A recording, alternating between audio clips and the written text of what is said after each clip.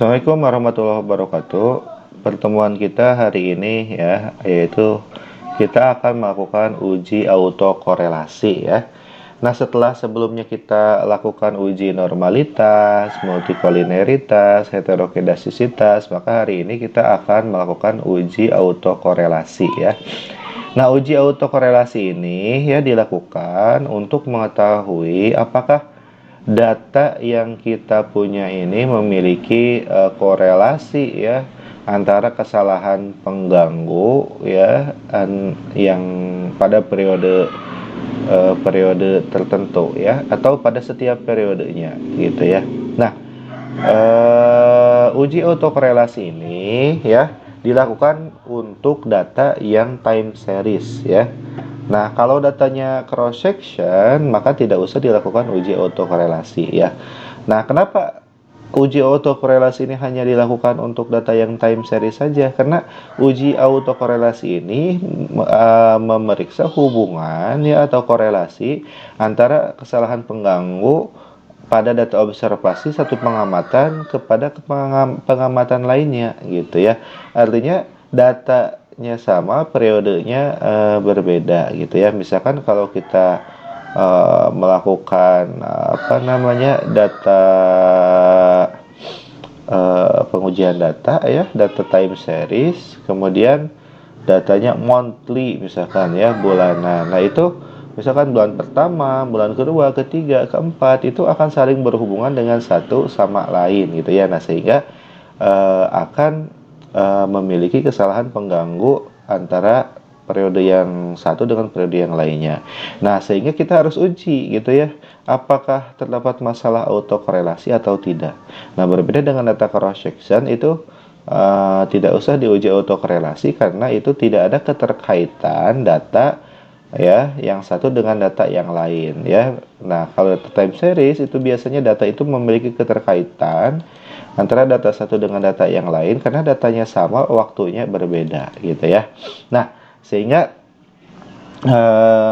dilakukan uji autokorelasi karena salah satu asumsi pengujian parametrik ini harus terbebas dari masalah autokorelasi gitu ya. Nah, untuk melakukan uji autokorelasi ini lebih mudah ya daripada pengujian heterokedasitas yang kemarin ya, ada 2 tahap.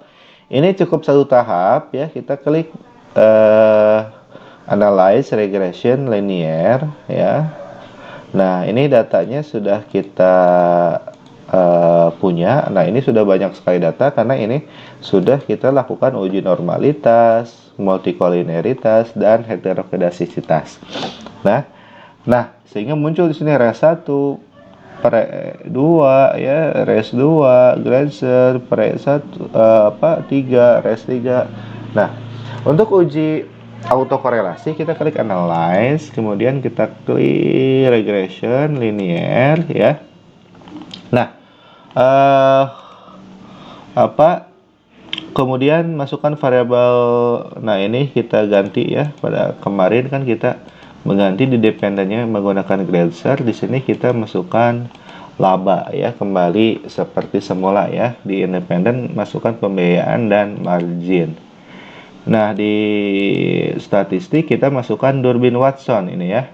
Nah, jangan lupa kita akan menguji dengan menggunakan skala Durbin Watson ya. Kemudian kita klik OK. Kemudian di save, ini pastikan di predict value dan residualnya unstandarized ya. Oke, kemudian selanjutnya kita klik OK ya. Dan kita cari ya hasilnya untuk nilai kedua nilai yang tadi ya. Nah, sekarang kita lihat ya yang menjadi patokannya ya. Nah, di sini tadi kan kita sudah memasukkan nilai DW ya, atau nilai Durbin Watson ya. Nah, nilai Durbin Watson itu ya patokannya itu adalah ini ya, jika nilai Durbin Watson lebih kecil dari DU dan lebih besar dari 4 min DU, maka H0 ditolak dan HI diterima. H0 itu mengatakan tidak ada autokorelasi, dan HI atau H alternatif mengatakan terdapat autokorelasi. Dari mana kita dapatkan DU ya? Nah, DU itu kita dapatkan dari nilai K dan nilai N. K itu adalah jumlah variabel. Kita punya 3 variabel kan ya.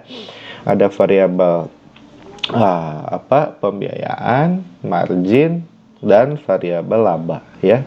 Nah, ini K-nya 3. Dan kita punya N-nya 20. Periodenya ada 20 ya. Dan kita lihat di tabel Durbin Watson ya. Berapa nilai untuk K-nya 3, kemudian N-nya 20 ya. Dan ternyata di tabel itu tunjukkan bahwa nilainya itu adalah 1,676. Ya, jadi nilai DU-nya adalah 1,676. Nah, kemudian berapa nilai 4 min DU-nya? Nah, 4 min DU berarti tinggal 4 dikurangi 1,676, yaitu 2,324 gitu ya.